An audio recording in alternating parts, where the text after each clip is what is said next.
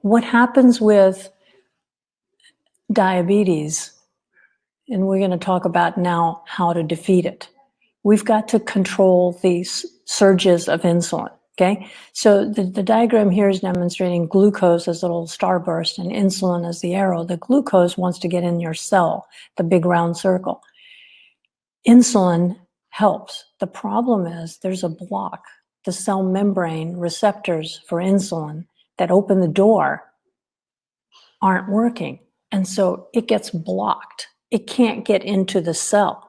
So the problem is not that there isn't enough insulin in type 2 diabetes, certainly not initially. The problem is that the receptors aren't working. It can't get in there. So we have to control the amount of insulin, because if your body keeps producing tons and tons of insulin, the body automatically turns down the receptors. So we don't want a lot of insulin around. The other issue with insulin is that insulin is a storage hormone. It makes us gain weight.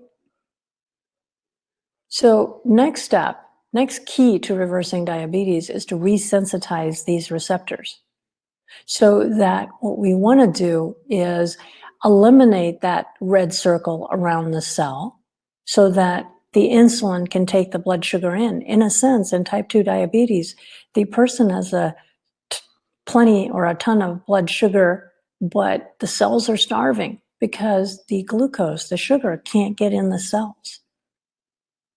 So key number 3 to diabetes is optimizing hormone balance. And this is also something, standard diabetes management doesn't go there. They don't talk about the other hormones and their impact. Cortisol is a big one. Cortisol is our stress hormone. And doctors don't even measure a level for this unless the patient is so sick that they're probably hospitalized. Chronic stress leads to a lot of strain on our adrenal system and our production of cortisol. So this is something critical to look at. And the best way for us to measure this actually is with a salivary cortisol test. The other hormones that are really critical here include the thyroid. And one of the major issues with thyroid is that it tends to be underdiagnosed because the doctors look at a level that's way too broad. We need to look at a functional range, which is more narrow, so that you're looking at more of an optimal range. So those two hormones. In addition to that, we want to focus on the sex hormones as well. So all hormones will have a component in how the system works. Okay, we want to identify and remove causes of inflammation and toxicity. Okay, that is key. We want to support the liver function so that the body can detoxify.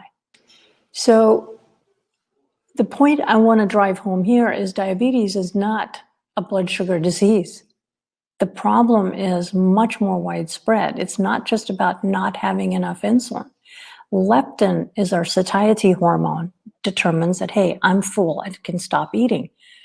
And what happens with insulin resistance and diabetes is that you lose that. You just keep eating, even when you're not really hungry, because that hormone that controls hunger doesn't work.